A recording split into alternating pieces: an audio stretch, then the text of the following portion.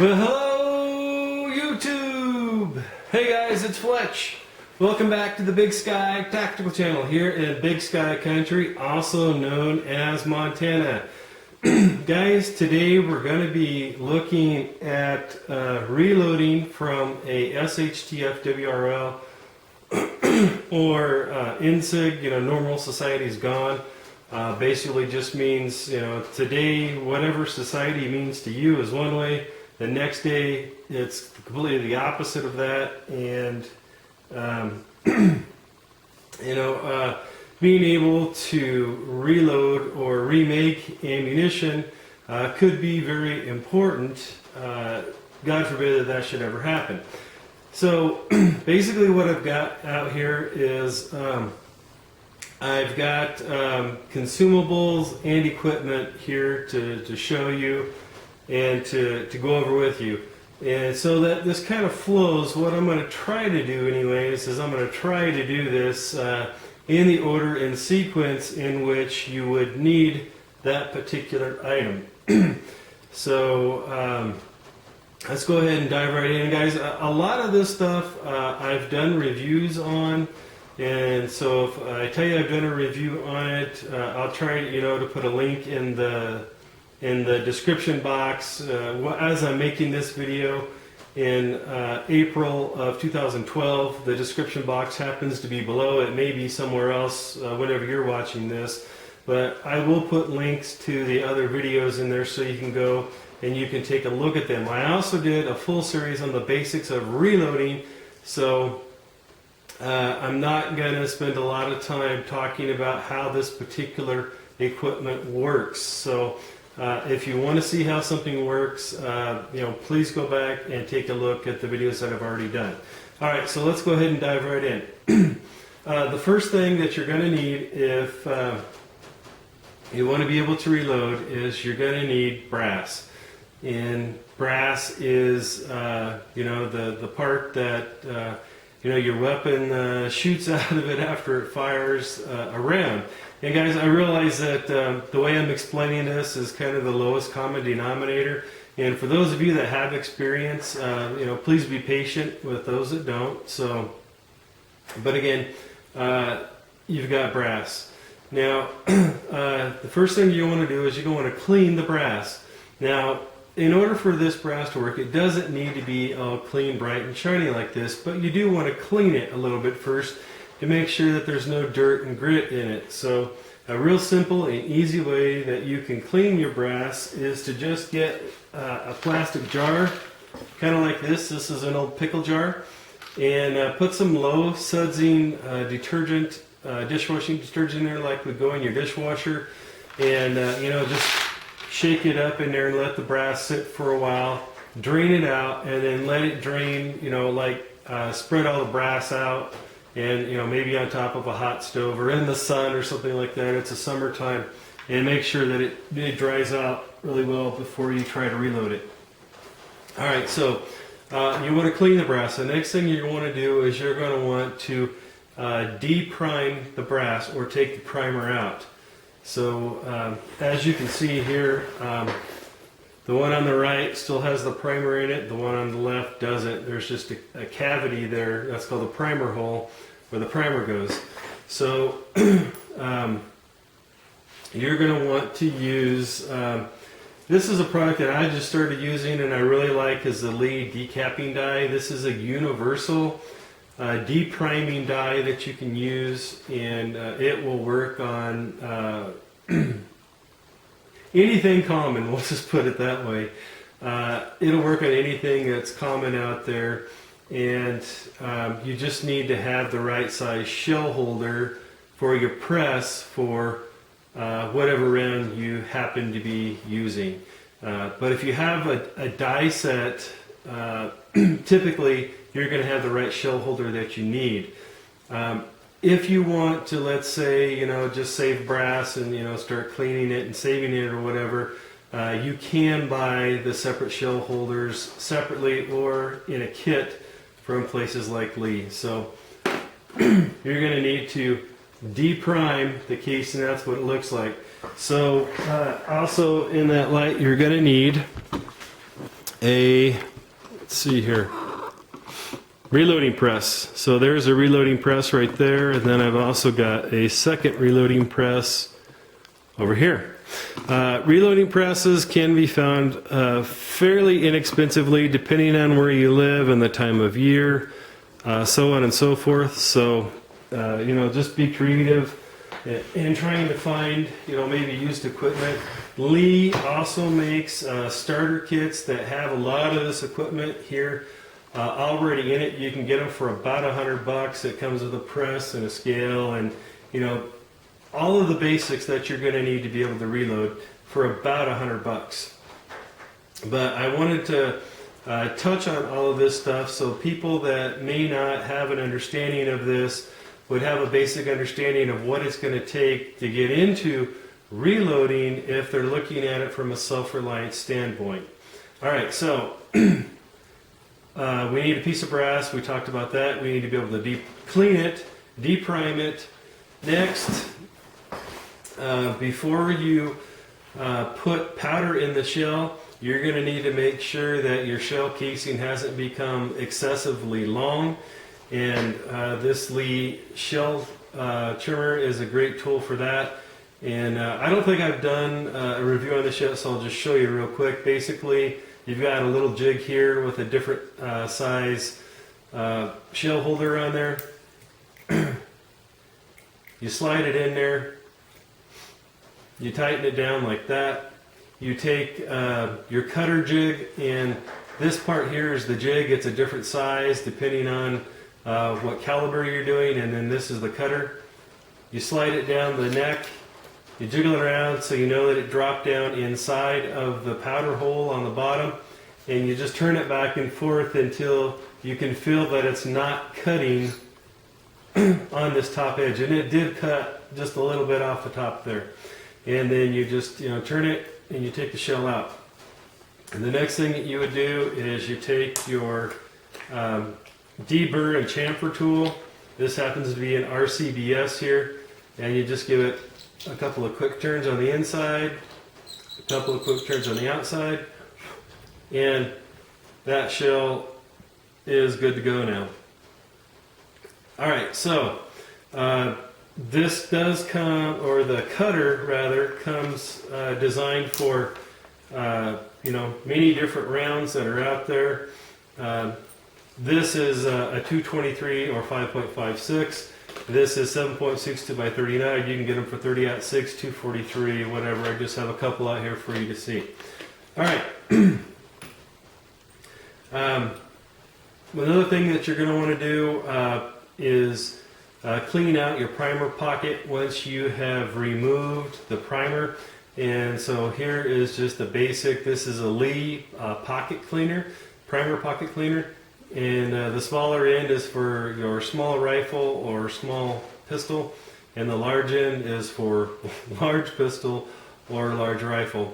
And basically you just stick it in the primer pocket and you give it a couple of twists like that, and there's a little cutting edge in there, and it'll clean off all the primer in there. The next thing that you're going to want to do is you're going to want to put a new primer inside your shell casing. Well, there's 4 different sizes of shell primers. You've got large pistol, small rifle, large rifle. And so you're going to want to have a good supply of all of the, out of all of your primers that are out there. And these are what's called boxer primers. You don't want berdan primers. So if you hear that, people talking about berdan primers, you don't want berdan primers unless you have berdan rounds. That is the odd man out. It's not common, so just be aware of that. Okay, moving on. So you're going to want to be able to reprime your shells. This is the Lee Auto Prime, and this is just a very simple little press that you basically, you put your primers in here, you slide your shell casing in there, and you squeeze on the handle here, and it sets a new primer in the bottom of your shell casing.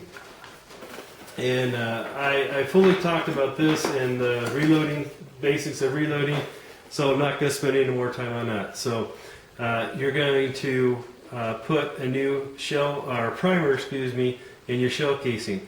The next thing you want to do is you're going to want to load your shell casing with powder. So you're going to need a good supply of powder. Just like your primers, your powder is not reusable, so you're going to want a good supply of powder. I've already talked about the Unique, and like I said, I'll put a link to it below. You can go and take a look. But basically, this is a great powder, and it will do anything, pretty much, let me rephrase, pretty much anything as far as a handgun or a shotgun goes. You can use Unique, and it does a good job. For high-powered rifles, Hodgdon 4831 is a great powder.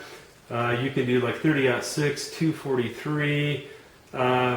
Basically, you know, if it's excuse me, any type of a high-powered rifle rather, and even into some of your intermediary rounds, Hodgdon 4831 is a good powder. Another good powder for intermediary rounds, like maybe 7.62 by 39 or 223 or 5.56, is Varget, or I don't know, somebody French should be Varget.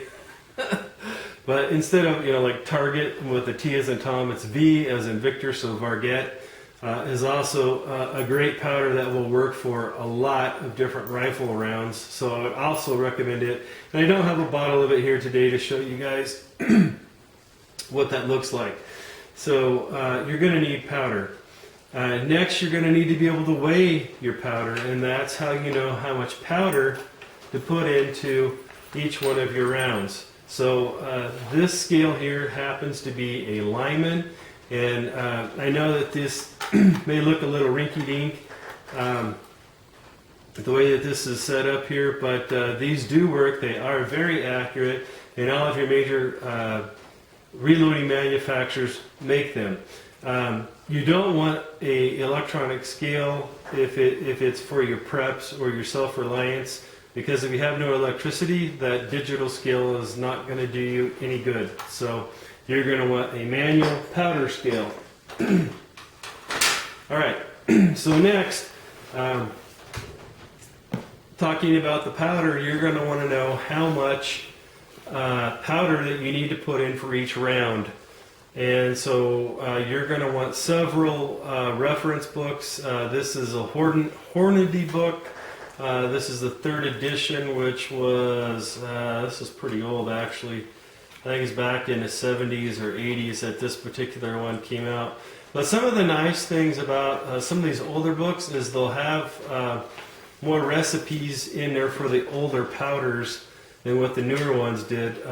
What a lot of the reloading companies did is they, you know, to market many different brands, so to speak, they came out with different powders that are just a little bit different, when, you know, you could buy one powder that'll do a lot of different things. So again, here's Hodgdon's and here's Hornady's. So you're going to want some reference books. So, and basically this is a recipe book, so that you know, with this size of, you know, lead projectile or bullet inside my shell casing, that is this caliber, yada yada yada. So there you go. Now that we have removed the primer, we've put a new primer in it, and we have sized it, and we've chamfered and deburred it. Before we actually add the powder in here, we're going to want to size this shell. So you're going to need to make sure that you have a good supply of dies for common rounds that you might use, or even if you don't have them, you know, if you can reload rounds for someone else, that could provide an extremely valuable service for someone else. Or, you know, if you can make ammunition that you might be able to sell someone else or barter to someone else, that could be very valuable. So as you can see here, I've got 7.62 by 39, which is what the AK-47 shoots, and the SKS. 223 Remington or 5.56. This is what our forces or NATO uses. 243 Winchester is pretty common. 30-06 is pretty common. 25-06 is not very common. but I just have it sitting out here because this belongs to the family, and we have a 25-06 in the family. 45 ACP, very common. 9mm, very common. 10mm is not very common. However, you can reload 40 Smith & Wesson with 10mm auto dies. So just might make a note to self. If you're looking at a garage sale or pawn shops, and they don't have any 40 Smith & Wesson because it's very common and they go really quick, check and see if they have 10mm auto like I have here, because these will work as well. And on that note, another common misconception is that you can use 9mm dies to reload 380 ACP, and you can't. And I'll just leave it at that. Alright, now moving on, talking about dies. Both 7.62 by 39 and 223 or 5.56. When you buy a die set, you want to make sure that it has a factory crimp die. And what that does is it constricts the neck of this round so tight, but not too tight, so that your bullet, your lead projectile, doesn't slide back into your shell casing here and possibly cause a dangerous overpressure situation. So you're going to want to make sure that you have it, because some of these sets, like this one here, this Lee Deluxe die set that comes in a yellow box, this comes with a Colette style crimp instead of factory crimp. And so what I did is I combined them both into one kit. I've got a factory crimp in here along with a Colette. So just explaining that real quick. Alright, so you're going to need your set of dies. So the next thing you're going to need to do is be able to set a bullet. Well, then obviously you're going to need bullets. I don't have any 22 caliber projectiles handy, but I do have some 9mm, so here we are. These happen to be, I think, Remington 115 full metal jacket. Some rounds you can cast your own bullets out of lead that you melt down and make hard cast bullets, but I don't personally have any of that right now. I'd like to get to that point someday, but right now this is what I have. This box has 1,000 9mm rounds in there, so you're going to want some projectiles. And using your dies, you size the outside of the shell casing, it sets the bullet in there, and then you crimp your lead bullet in there with your factory crimp die. And that's it. You have completely reloaded a round. Well guys, I just wanted to give you a basic idea of what the equipment that you're going to need in order to be able to effectively reload. And if you have any questions or comments, please feel free to leave them below. Thanks for watching today. If you've enjoyed this and you'd like more information like this in the future, in the upper left hand of your screen at the date that I'm making this anyways is where the yellow subscribe button is. If you click on that, you will get a notification as I make new videos as they come out. Thank you very much for watching today. I greatly appreciate your time. God bless. We'll talk to you soon. Bye-bye.